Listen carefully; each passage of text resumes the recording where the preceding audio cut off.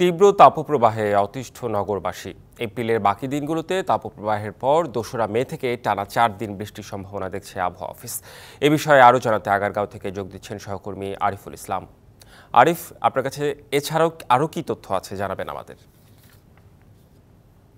নিশ্চয়ই রেদওয়ান, আপনি যে বিষয়টি আসলে জানতে চাইলেন যে টানা যে ৩-৪ দিন বা ৫ দিন যে বৃষ্টি হওয়ার সম্ভাবনার কথা জানিয়েছে আবহাওয়া অফিস, এর পরবর্তীতে একটি দুঃসংবাদ দিয়েই আসলে একটু শুরু করতে চাই। কারণ আবহাওয়া অফিস বলছে যে এই ৪-৫ দিন সহনীয় পর্যায়ে থাকবে তাপমাত্রা বৃষ্টি হওয়ার কারণে। বিশেষ করে ২ তারিখে দেশের উত্তর পূর্ব এবং উত্তর দক্ষিণ এই অঞ্চলগুলোতে বৃষ্টি হওয়া শুরু হবে। পরবর্তীতে ২ তারিখের পর থেকে সেটা ধীরে ধীরে বেড়ে বৃষ্টির পরিমাপটা বেড়ে যাবে। এর পাশাপাশি আরেকটি বিষয় জানিয়ে রাখি যে আবহাওয়া অফিস বলছে যে ৬ তারিখের পর থেকে একটি দেশের বিভিন্ন জায়গায় মৃদু থেকে এমনকি মাঝারি তাপপ্রবাহ আবারও শুরু হওয়ার সম্ভাবনা দেখছে আবহাওয়া অফিস।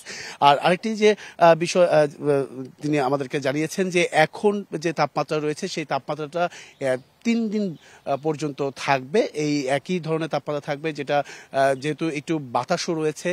বিশেষ করে গতকালকে সিলেট বিভাগীয় অঞ্চলগুলোতে বৃষ্টিপাত হয়েছে। তো আসলে সিলেটে সবসময় বৃষ্টিপাত হয়, সেটা তিনিও কিন্তু জানিয়েছেন। এর পাশাপাশি আরেকটি বিষয় তিনি আমাদেরকে জানিয়েছেন, আবহাওয়া অফিস জানিয়েছে যে মূলত এই যে বৃষ্টি হওয়ার কারণে সিলেটে বা বাতাসটাও কিন্তু পরিমাপটা বেড়ে গেছে। তো যত দিন যাবে ততই কিন্তু বাতাসের পরিমাণটা বাড়বে। এরপর যে বাতাস পরেই কিন্তু আসলে বৃষ্টি হওয়ার সম্ভাবনা দেখছে।